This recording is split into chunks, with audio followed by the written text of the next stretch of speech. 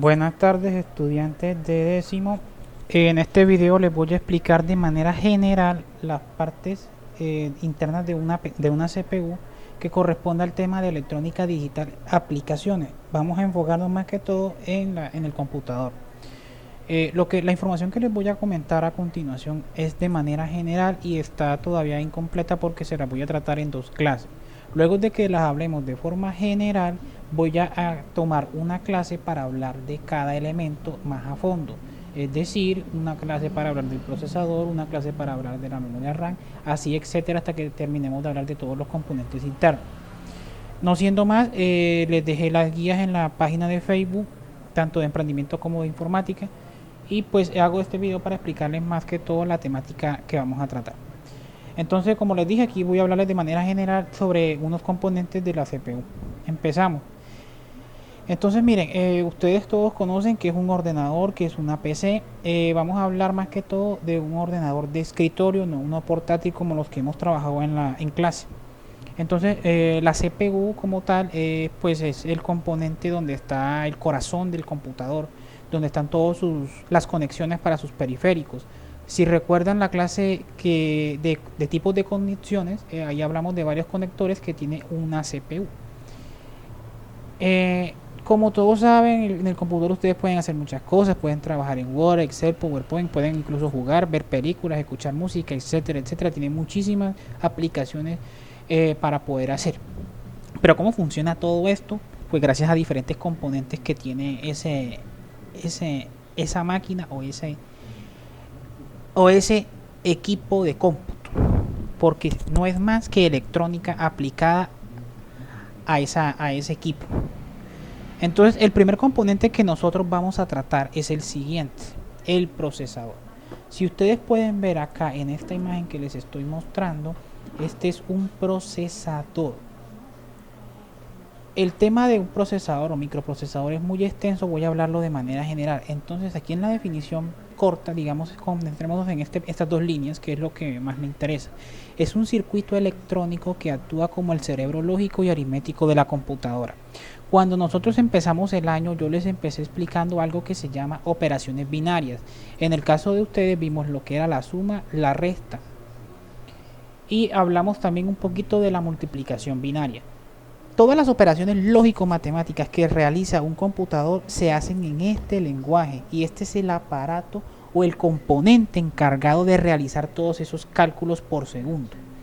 Este elemento, por realizar tantas operaciones en un ciclo tan pequeño, tiende a subir su temperatura, es decir, a sufrir de calentamiento, y hablo de temperaturas altas y calientes de aproximadamente 80 a 100 grados.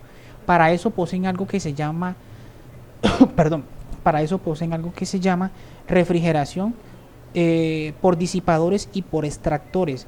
El disipador no es más que una placa metálica que parece como una rejilla donde el calor pasa, y encima de eso existe un ventilador que se encarga de enfriar esas rejillas. ¿Qué es lo que sucede ahí? El procesador se calienta, el calor es transferido hacia el disipador y el ventilador se encarga de enfriar el disipador para que la temperatura se mantenga en un nivel soportable por él y no se vaya, digamos, a dañar. Todos los componentes electrónicos sufren de altas temperaturas, pero por lo general este sufre de mucho más, por lo que les digo, por todos los cálculos y operaciones que él realiza en un segundo. Adicional a eso, pues si no se controla puede dañarse o puede funcionar de una menor forma. Perdón.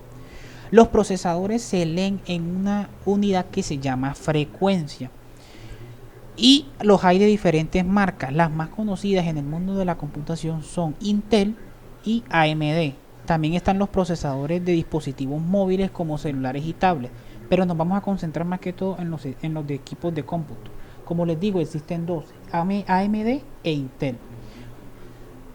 Estos se leen en algo que se llama gigahercios y se representa con estas letras de acá, G y HZ.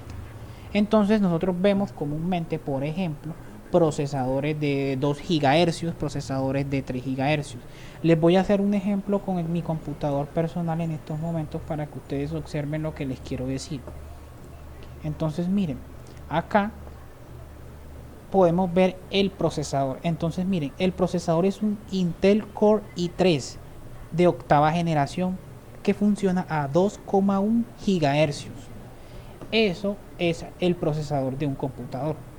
Independientemente de si es de mesa o portátil, ellos siempre van a tener esa medida. El siguiente componente a tratar es la motherboard, también conocida como tarjeta madre.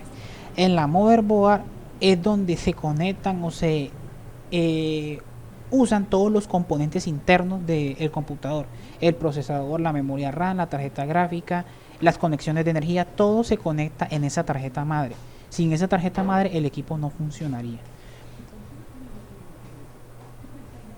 Digamos en la clase, cuando todavía estábamos en clases presenciales, yo les llevé y les mostré una motherboard. No servía, pero simplemente quería que la vieran cuando les expliqué los tipos de conexiones. Ahí ustedes van a poder ver diferentes tipos de conexiones como VGA, de audio, USB, puertos de internet, etcétera. Eso es más que todo lo que tiene que ver con motherboard. El siguiente componente es la fuente de poder. La fuente de poder no es más que lo que le da energía a los componentes internos de la CPU. Eso no tiene ninguna otra explicación. Las podemos encontrar de diferentes tipos de potencia, de 100 vatios, de 80 vatios, de 200 vatios. Dependiendo del consumo de la motherboard, se requiere una fuente o una cierta fuente para su funcionamiento. Y el último componente que les voy a explicar es la memoria RAM. La memoria RAM traduce en inglés memoria de acceso aleatorio. La memoria RAM no es más que la memoria donde se almacenan los archivos que necesitan los programas cuando se ejecutan. Estas también se leen en bytes y se relacionan con las unidades medidas giga, mega o tera. En este caso, gigabyte. Por ejemplo, en el computador que tengo en estos momentos, la memoria instalada es de 4 gigabytes. Eso quiere decir la letra GB.